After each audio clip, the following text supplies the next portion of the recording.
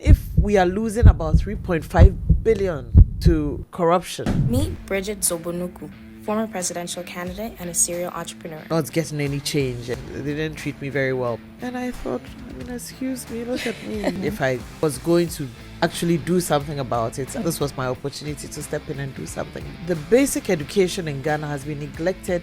All these things in totality seemed doable in the development of Ghana. You need to do something about health. The question at the time had very valid strategies to deal with corruption, but the NPP tried. They didn't. Ghanaians were actually ready to vote for their own leaders. A lot of women's economic power running this country. If we actually pay attention, one thing I noticed when I was campaigning was... Hello, everyone. Welcome back to the Golda Show, where we discuss all things business, entrepreneurship, and personal development. Today, we are here with Brigitte Dzogbenuku, former presidential candidate for PPP, Miss Ghana of 1990, and the founder of Mentoring Women Ghana. Bridget, welcome to the Golda Show. Thank you very much, Golda. Thank you. I wish that you had also mentioned that actually I am also the managing director of Flavour Industries. Yes, which that is as well. Yeah, that as well, which works with women. I like the part that I work with women. Work with women. Yes, I love that. So tell us a little bit more about who you are for those who are not aware of your... I think you've said almost everything. Really? Apart from the fact that I love tennis and I have a son. Yes, so I was presidential candidate. In 2016, I was vice presidential candidate of the PPP. And 2020, I was the presidential candidate. I'm very passionate about Ghana and what we could do right and what could go right. I don't like to dwell too much on what's or what all the wrong things there are about Miss Ghana. I think about Ghana. I think we're growing. I look forward to. I'm hopeful, and that really is all we've got left. Hope that things will change and things will grow. So I got into politics with this hope. And not looking to anybody to bring that hope or that change. I see. But from me as well, what I could contribute. And that was what I thought I could contribute at the time. And that is why I went, I took up the offer to be vice presidential candidate and then presidential candidate in 2016. Wow. Yes. Wow. Before that, I was a bit of I still am a bit of an activist. Okay. There was a demonstration against who now is our current president, president-elect in 2014. There was a demonstration called the Occupy Flagstaff House. And I was one of the demonstrators, and they didn't treat me very well, but it's all good. It's all learning, and good things came out of that.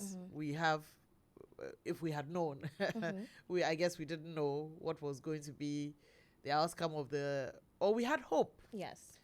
For the governments that followed, but they obviously let us down. So we've gone back to take what seems to be working right now. We have hope that they will do things right this time. Yeah. So what initially drew you to politics necessarily? Did you have a specific moment where you said, you know what, this is something I actually want to contribute within my country? I think I was asked.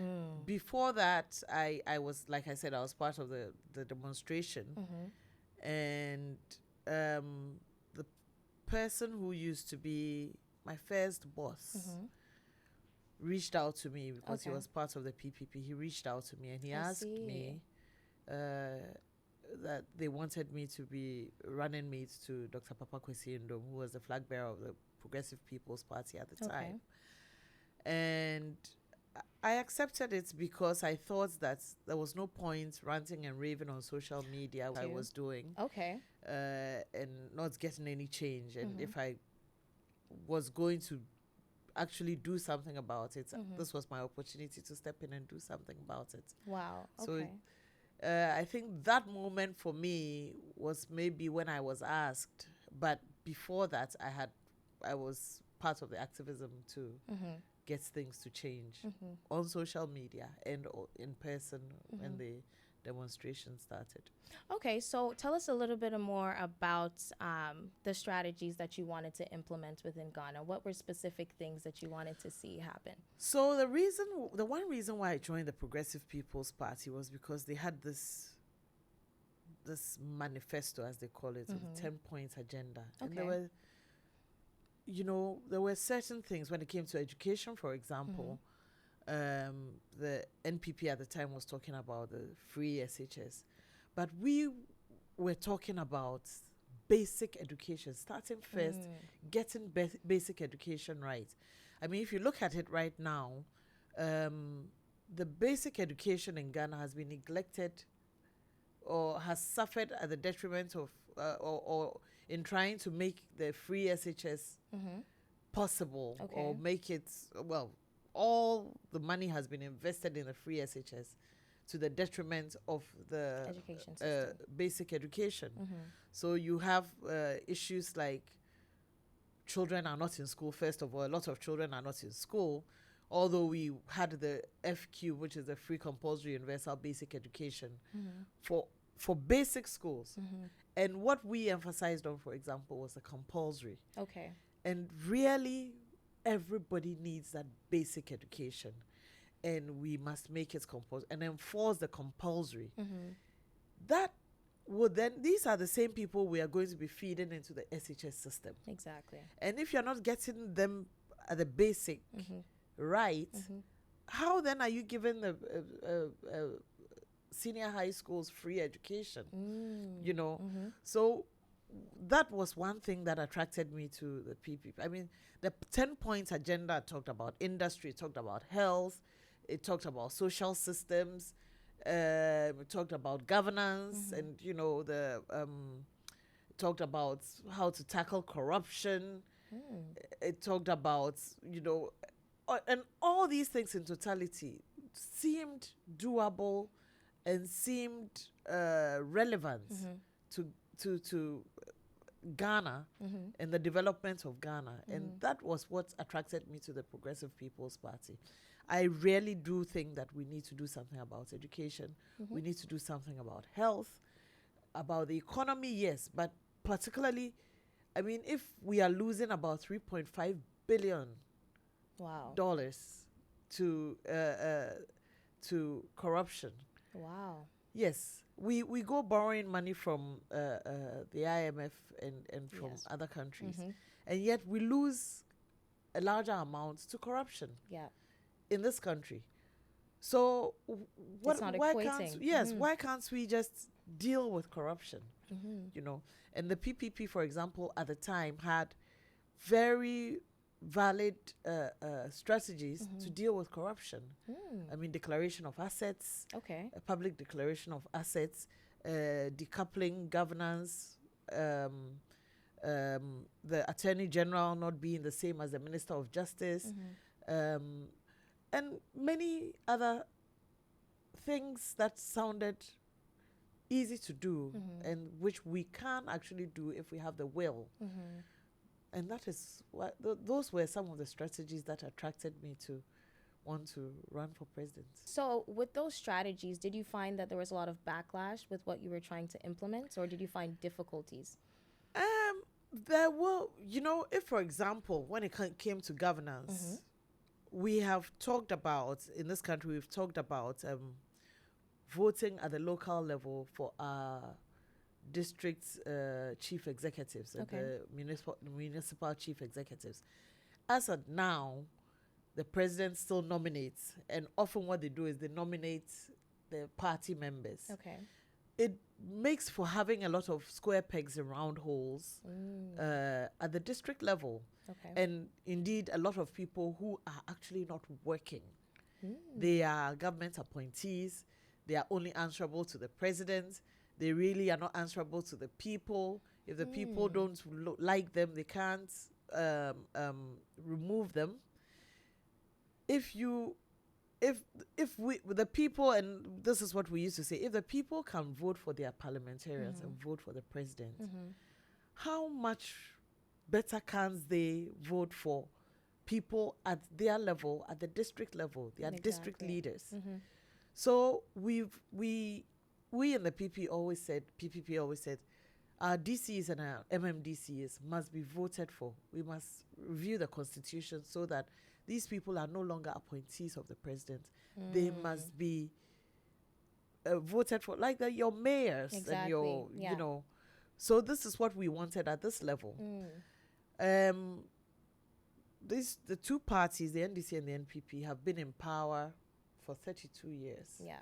And it looks like they do not want to lose that control or that power over the people at the district level, because none of them have implemented or wanted to implement this. Somebody might say, oh, but the NPP tried.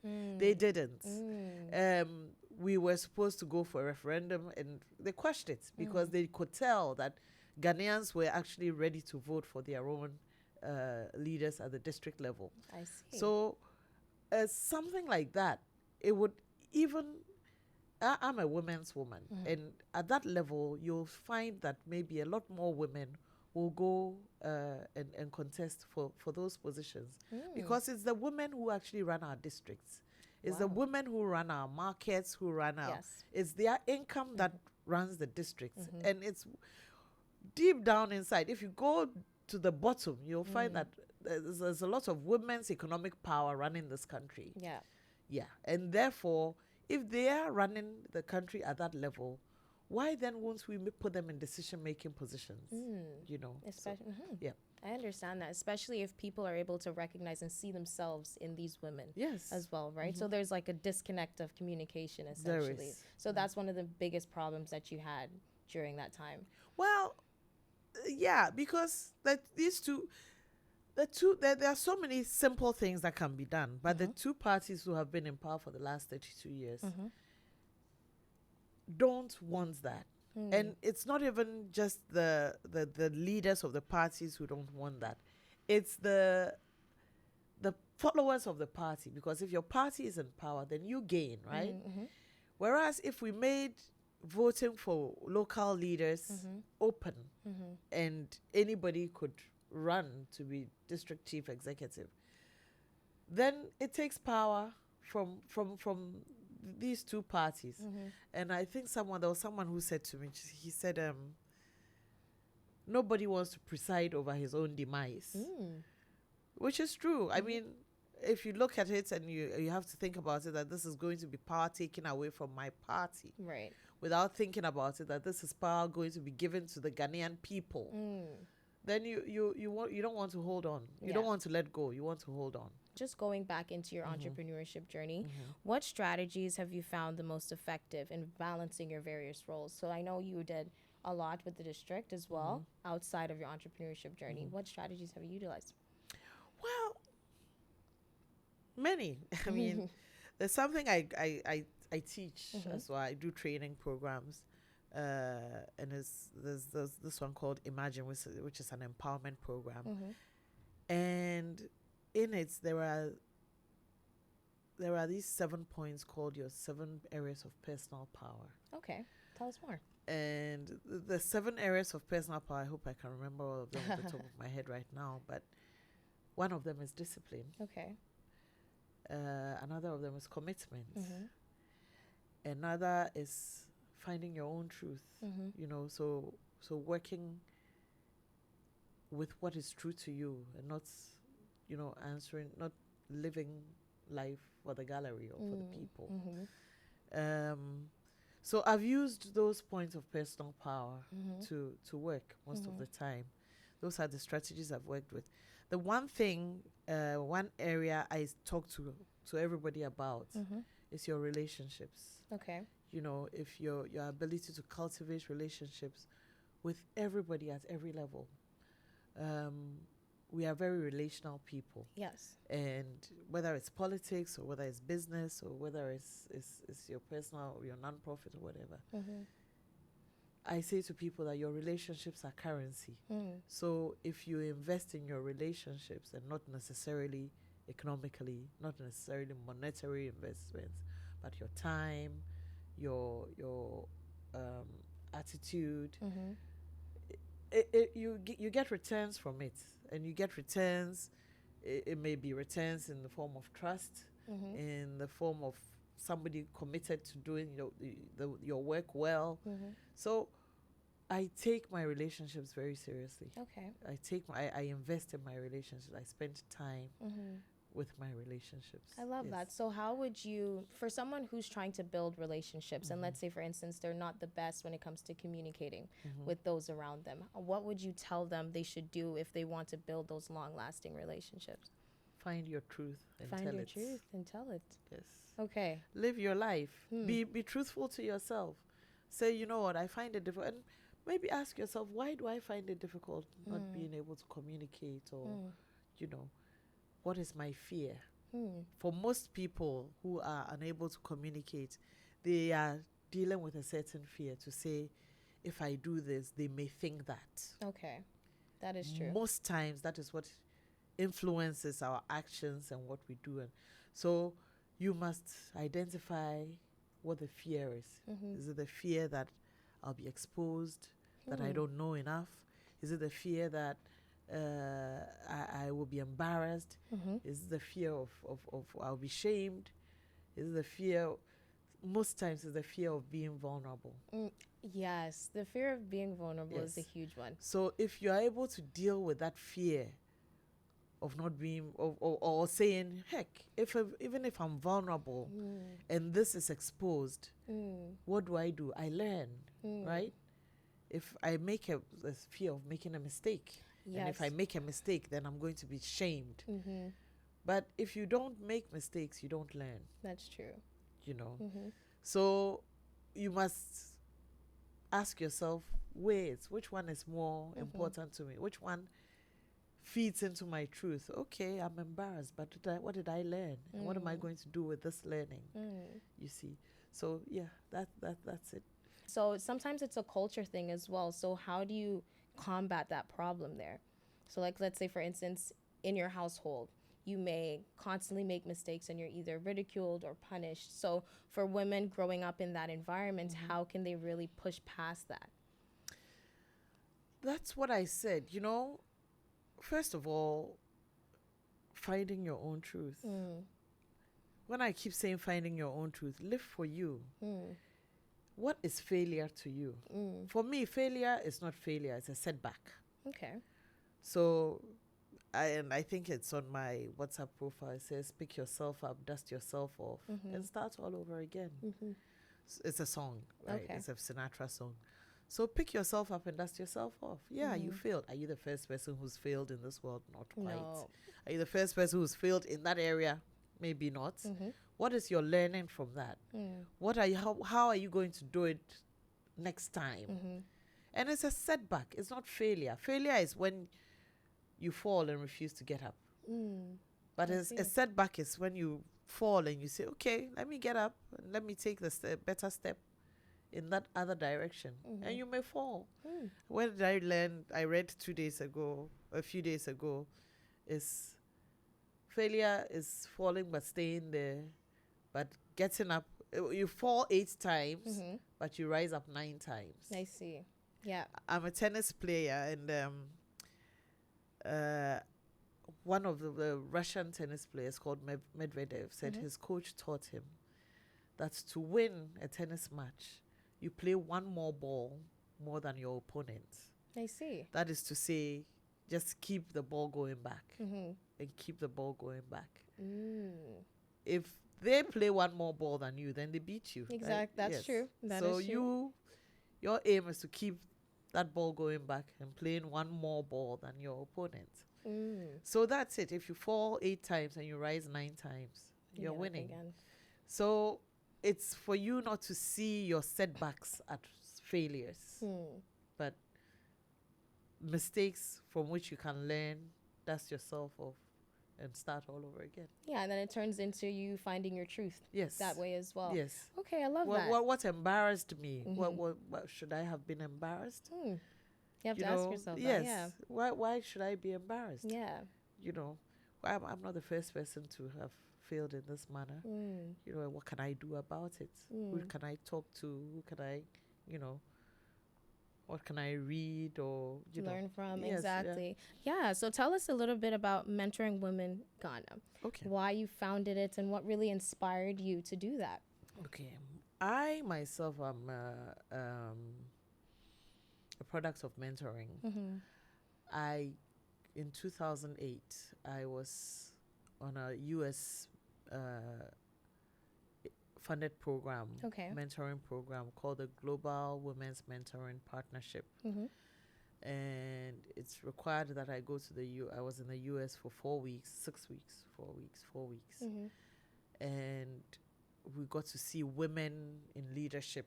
It's a Fortune. It's funded by Fortune. So women in Fortune who were in leadership. And 40 of us from various countries were paired to these women to be mentored by them. Wow. So we got to see people like Nancy Pelosi, and we got to see, and my mentor is, because we're still in touch, Donna Orenda. And Donna was at the time, the president of the WNBA. Wow. I'm a sportswoman. I've been a sportswoman all my life. Wow. And at the time, I used to run the Aviation Social Center. And basketball was a small part of the business there.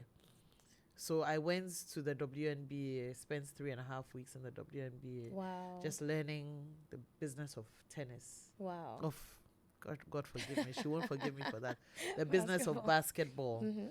I did get to meet Billie Jean King too. Wow. And spend time in the UST, the US Tennis Association, and the Flushing Meadows, the Billie Jean King Tennis Center. I spent some time there. So just getting to know the business of sports, tennis and basketball. So from that program, you were supposed to come back and also mentor other women, or found something that would help other women. I mean, you could go and come back and not do anything with it. But I came and I found the mentoring process and the whole program so interesting. And I found that it had done a lot for me. So I thought that I should do something like that. Initially, I started working with basketball. I mean, basketball is not the most popular sport in Ghana. Yeah. And then basketball for women. But I got together a nice group of young girls who liked playing basketball, but through that we mentored them. They would talk about life and we would share. We used to meet on Sundays. However, when we went on the mentoring program, we met a lady called Geraldine Laban. Geraldine Laban used to be the CEO of Oxygen Media. And Nickelodeon. She founded Nickelodeon and all those. And she talked to us about mentoring. And she talked about how when young girls wanted her advice or wanted her to mentor them, she didn't have time on her hands. So most times what she would do is she would ask these young ladies to come with her on her morning walks when she would go for walking in Central Park in New York. And as they came along for the walk, they would, learn from her. She would advise them and all that. And it seemed like such a laudable concept to do that when we went back to our various countries, we came back to our various countries in 2008. At the end of that year, we had decided, I think we started with about 5 countries, 3 of them in Africa, Kenya, Nigeria, and Ghana. Wow. We had decided to hold the first mentoring walk, aided by the NGO that actually runs the mentoring program for Fortune and the U.S. State Departments, called Vital Voices. Wow. Vital Voices is an NGO in the U.S. that invests in women's leadership all over the world. Wow. It has all these mentoring programs. So we, the Vital Voices alumni, as it were, came together and started the we called it the Global Mentoring Walk. And it started in November of 2008. After that, in March of 2009, I held it again to mark International Women's Day.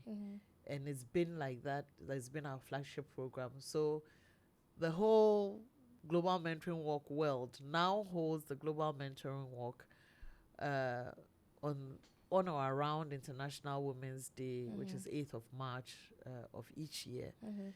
And from that, I founded the mentoring organization, Mentoring Women Ghana. Our flagship program, as I said, is the Global Mentoring Walk, but we have other mentoring programs for younger girls. We've had a program where we took girls at the SHS level, and they spent a week on the University of Ghana. It was like a college tour. Oh, wow. But they got a lot more because they got to tour, they got to sit in lectures, they got to find out about the library and how to use it. They had some counseling and subject, course choices, and they were given direction as to how to choose their courses from what they were studying, all the courses they could study from the University of Ghana. They got to enjoy the social life because their mentors were mentees from the Global Mentoring Walk. Wow. Yes, because the ladies we choose for the Global Mentoring Walk are tertiary level, at the university level. So these ladies had now become mentors to the senior high school girls. So they got to experience all aspects of college life for a week. Wow. Just to encourage them to want to pursue higher education. Yes. So we have that program as well.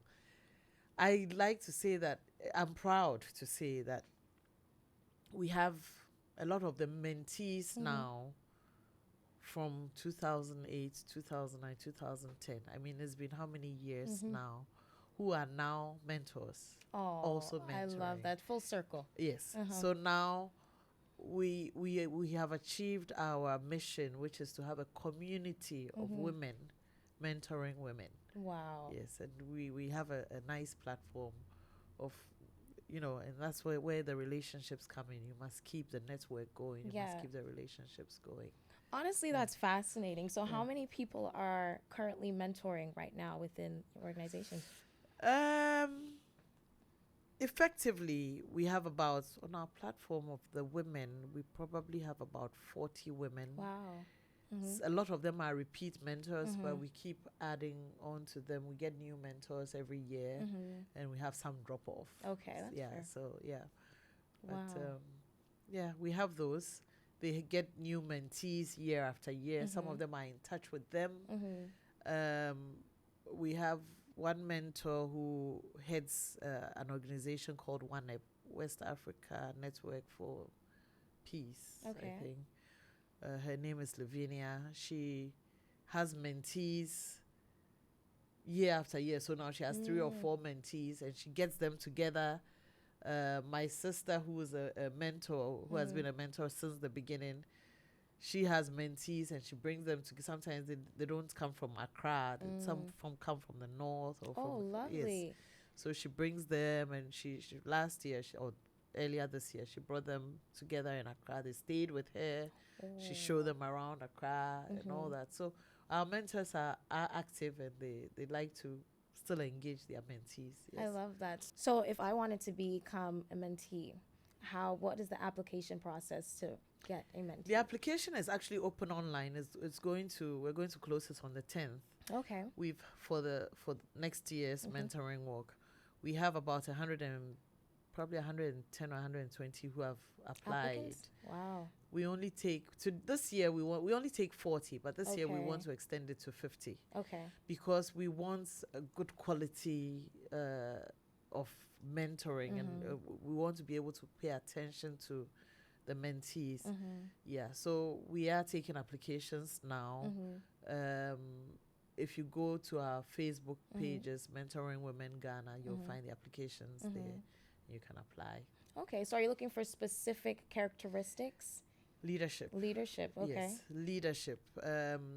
and the desire to influence your community, change something about your community. So there are short essay questions that you have to answer. Okay. And then we look at it and see whether you are just interested in coming to meet women in leadership, or you actually want that experience so that you can also become a mentor in some way, or a leader in some way. And do you also look, like, let's say for instance, look at the things that they've done within their community, or do you just base it solely on that? The essays actually draw that out of you. You should be able to say, I've been a leader, or even at the basic school level, I was class prefect, or I'm a leader in my church, for example, or I led this group to change something. We look out for those things. You've got to answer there are short essay questions, 250 words maximum. It's not bad. But also how you intend to utilize that experience. Yes, that's important.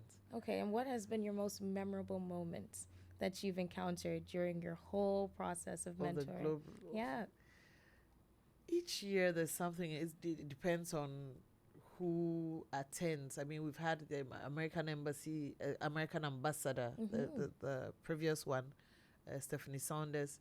She spent a lot of time with the mentees each year. She would come to the Global Mentoring Walk, the final days program, which is the walk, and spend time with them.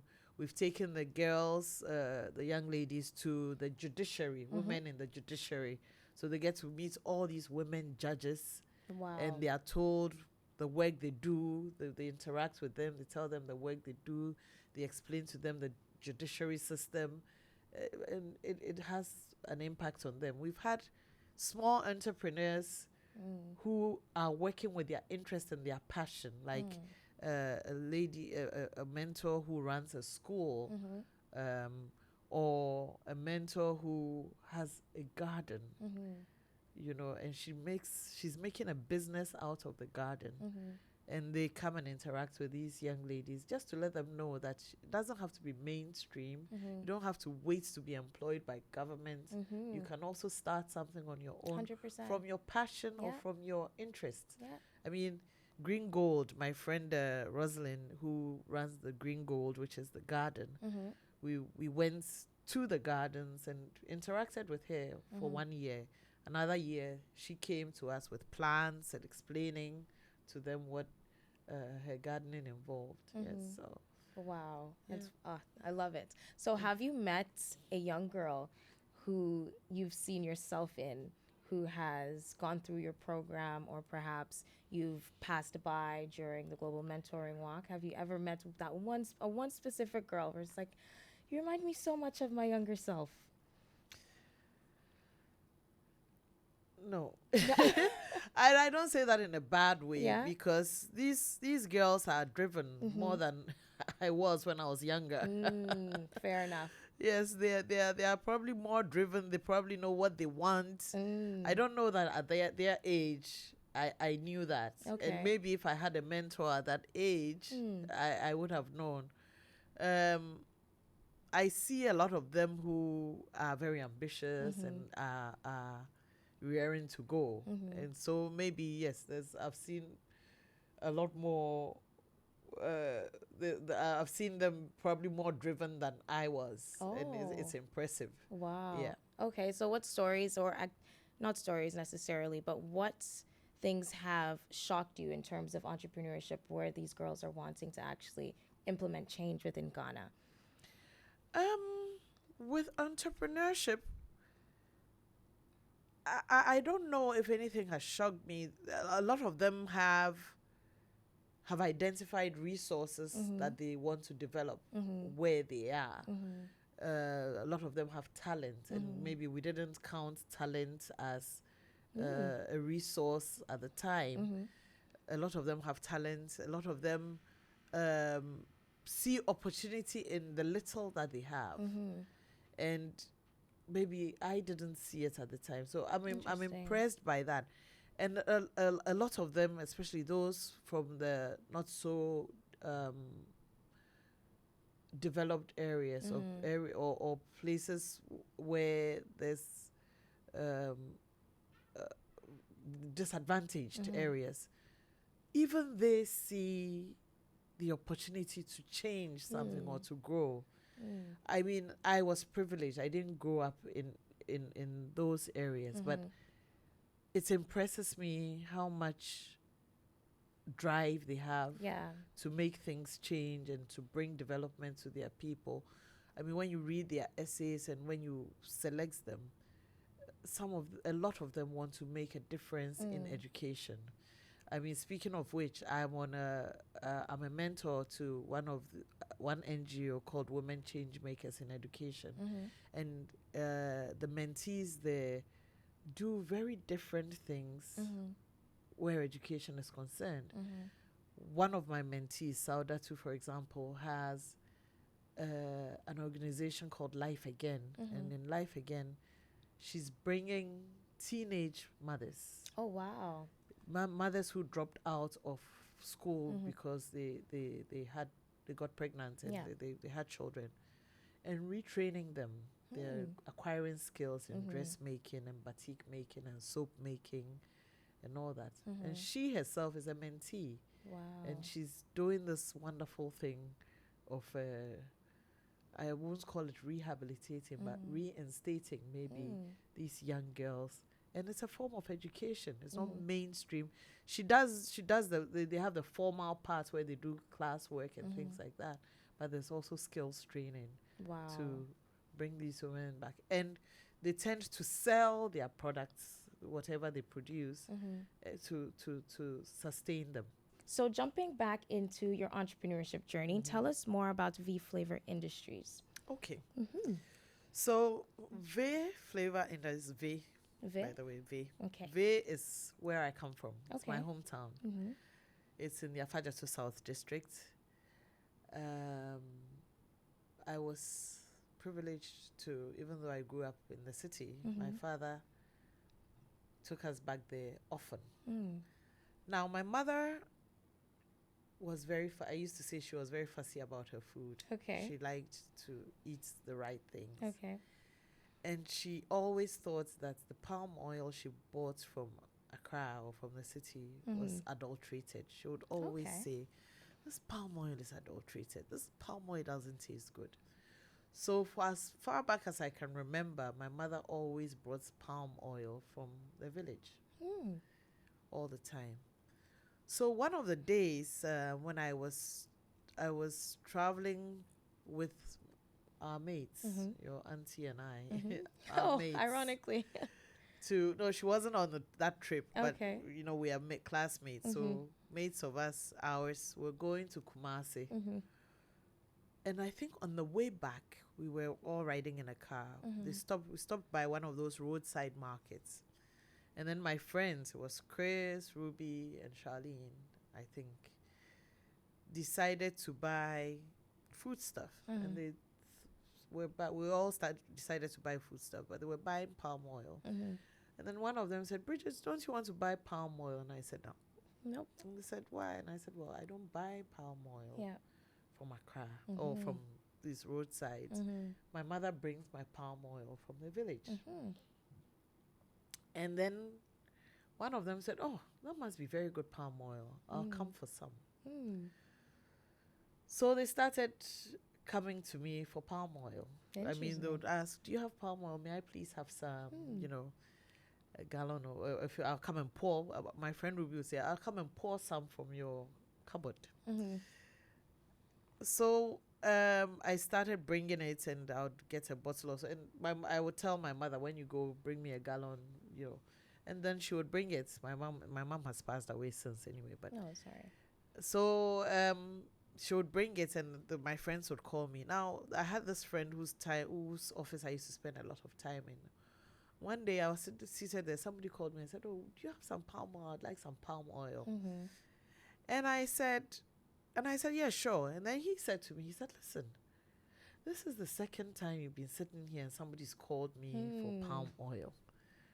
Don't you think you want to sell it?" And I thought, I mean, excuse me, look at me. I mean, why would I be selling palm oil, you know? And then he said, you don't know.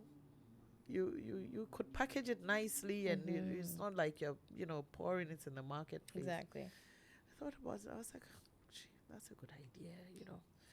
So the next time we went to the village, my sister and I bought some palm oil. But as I was going, I said to her, you know what? I'm going to start selling this palm oil. Then she looked at me like, what are you doing? And I didn't, she, of course, she didn't think, it's not the cleanest of businesses, is it? So I started. I brought what we call the Kufo gallon, 2 25-liter jerry cans. I brought 2 of them. Wow. And it sold quickly. Interesting. So I went and I brought 8 of them. Okay. Then it didn't sell. It was sitting in my storeroom for a few days. Then I prayed. I said, God, you got me doing this. You need to do something. Needs to happen. So, the next morning, the news broke from the FDA, the Food and Drugs Authority, that all the oil in Accra, most of the oil in our markets, were adulterated and contaminated with a carcinogenic substance called Sudan 4 dye. Okay. What the Sudan 4 dye did is it's a dye that's for leather and cloth. And they put it in the oil to make it look redder. Oh my gosh. Obviously, I want to believe they don't know that it's carcinogenic. Yeah, of course. So they mix it into the oil, and they used to do this in the market, so not at source, but in the markets in Accra, to keep the oil red. Wow. The reason they needed to, they felt the need to do that was because there are 2 types of palm fruits. There's one they call the local one, and then there's the one they call the agric, which is the hybrid, which yields a lot of oil, but it's not very red in color. The local one doesn't yield as much oil, but it comes it's got a nice, it's tastier, it's got a brighter, redder color, and it's more flavorful. So these women would do this, and because they had a lot of the agric palm being used for the oil, they colored it so that it would look red and attractive. Interesting. Okay. So the news broke, and when the news broke, a few people who had bought from me started to tell people.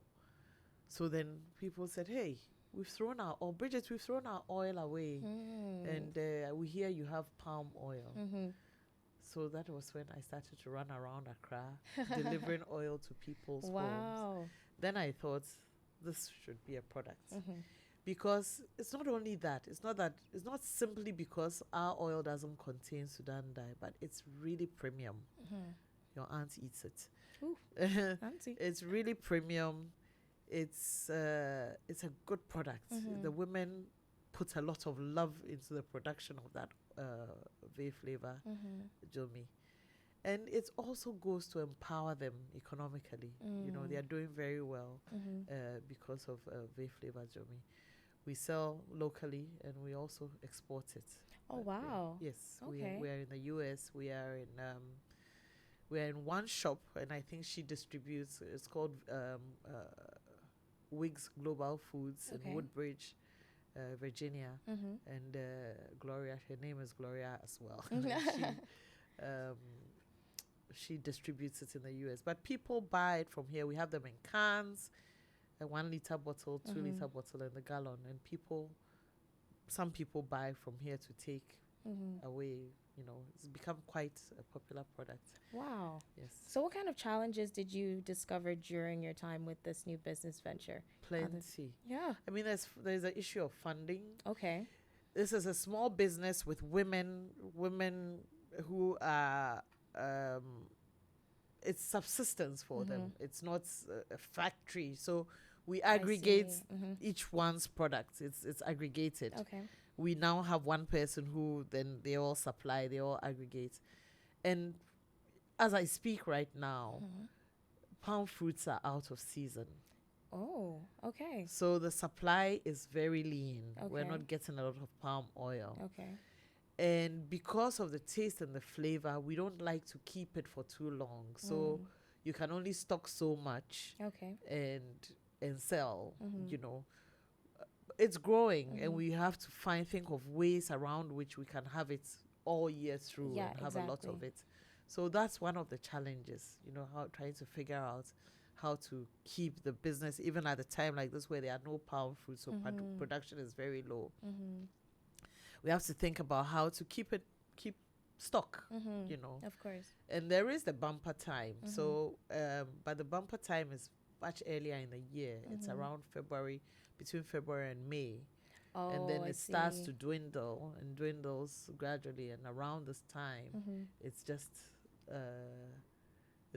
gone. Nothing. Yes. Wow. But that's one of the challenges. Another of the challenges is it's such a premium product, but it's stuck in Afajatu South District. So what we do is we transport it here and repackage. But ideally, we would want to have the packaging close to the processing. It's mitigates things like the risk of contamination, for example, the risk of spillage, and of course, quality control. So our dream is to have the packaging plants close to the processing. I see. So that we package, for now, what we do is we transport in the 25-liter jerry cans, and we come and package into gallons, 4-liter gallons, 2-liter bottles, 1-liter bottles, and in the can.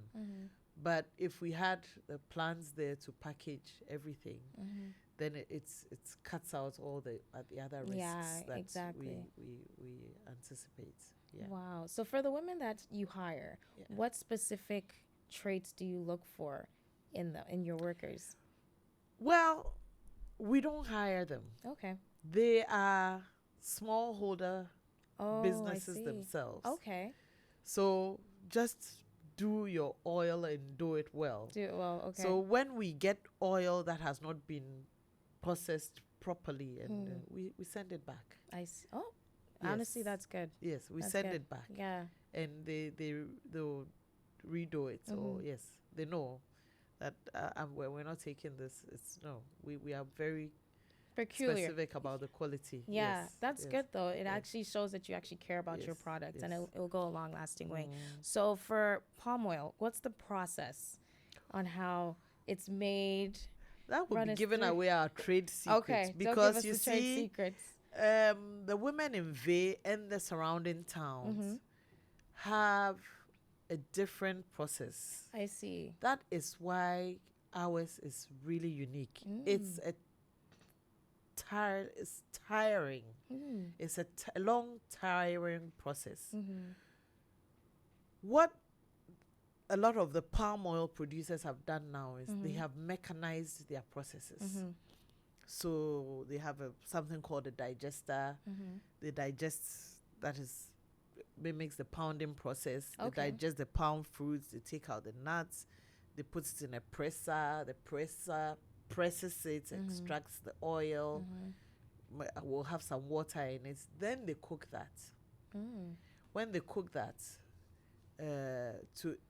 to put the flavor in it, from what I hear, they roast palm fruits Okay. in open fire, and then they put the palm fruits in the oil, which gives it the flavor Okay. or the aroma. Doesn't necessarily give it the flavor or the taste. The way the women in Ve and the surrounding towns process their palm oil incorporates the flavor and the scent. I see. Okay. So it lasts longer. It tastes better. I'm not going to tell you the Oh, process. of course. That's fine. But we don't just press and extract. Okay. It involves churning. Maybe I can tell you, but it's a lot of work. Okay. When they have pounded the palm, Mm-hmm. they churn it in cold water. Okay. And it is the lard Mm-hmm. that rises on top that is cooked. Oh, I see. Okay. Yes. So it's this white frothy thing rises on top. It's a lot of fat. Mm-hmm. They skim that Mm-hmm. and they cook that for hours. And that is where the oil comes from. And because of that process, it incorporates the aroma, the good aroma, and the taste. Mm-hmm. Other places don't do that. They cannot duplicate that. Yeah. Wow. I love that. I love the whole process. I love the way that you empower the women who are working within those communities, and you're actually going a step beyond, you know, just mentoring. You're hiring people and actually working with those women and helping the communities around you. So to wrap things up, what role do you think entrepreneurship plays in advancing women's economic empowerment within Ghana? I mean, I think the question by itself answers itself. It's the major, is the first. It plays a major role. I think that most, if not all, women in Ghana are entrepreneurs. Even if they are sitting in an office, you know. I do this training for women in banking, banking leadership. And it's part of the empowerment training. And deep down inside, when you ask them about work, there's a section of the training that talks about their work and with their ideal work. And you'll find that many of them, even though they are in banking, would rather have a shop, would rather be developing some products, would rather... And amazingly, a lot of women entrepreneurs develop products that have to do with the welfare or well-being of people. I see. You know, what you eat, what you wear, how you look, you know, your health, and all that. So it's basic. It's basic to us. And if we actually pay attention, and this might come into politics as well, the one thing you were asking the strategies, the one thing I noticed when I was campaigning was in all the communities, there was an economy. There was something around which the economy of that community, that district or that town was running a product. And invariably it was the women who were in that product. Whether it was cassava, whether it was yam, whether it's basket weaving in the north. Wow. Whether it's singing. Simple. You know, the economy of this country and in the various communities are run by our women. My women doing my palm oil, my Dzomi in Afadacho South. Is it those doing gari somewhere else? Wow. Is it... If we actually pay attention to these little businesses, these little... And these women are doing these things simply for sustenance. But it is the value addition. If we are able to add value to all these, rather than looking to simply transporting all the yam from a town in the Oti region called Sibi, where they have plenty of yam, and just loading it on a truck and bringing the truck to Accra. Can we have a processing plant in Sibi that does yam chips, for example? If we had that, you've created jobs 100%. for many, many, many people. Or is it in the whole West, the mountains of whole West, where they plant spices and cola and quinine? And the farthest it goes from them for sale is whole market. Why can't we have a processing plant in, what's that place called? Puerta. Puerta, where we can just process our spices and have a name, Whole West. Yeah. Spices. That's true. you know, and it's the women who farm these spices. So, I mean, basket weaving, smoke weaving is the women. So it's just value addition. And when we add value to these things, we empower them. And what do? They are looking to making money to send their children to school, to send their children to the hospital, to, you know. So they are just going on to empower other people in the community. And it's as simple as that. So, I mean, I hope I answered your question. You did. But thank you so much for being here on the Golda Show. It's been an honor to hear your story and an honor to hear all the great things that you are doing within Ghana. Thank you guys so much, and be sure to follow Bridget on where can we find you? Well, I'm on Facebook. I'm Brigitte Dzogbenuku. For Mentoring Women Ghana, we are Mentoring Women Ghana on Facebook, and we are MW_Ghana on Instagram. So you can find us in those two places. We're not much on X, but it's also MW_Ghana on X, if you must. So follow us. The Facebook pages are active, and if you want to apply for the Global Mentoring Walk, you'll find the form there. Be a mentee, it says, and be a mentor as well. The forms are there. I love that. Well, thank you so much. And that brings us to the end of our episode. Thank you guys so much for tuning in, and we'll see you in the next episode. Bye.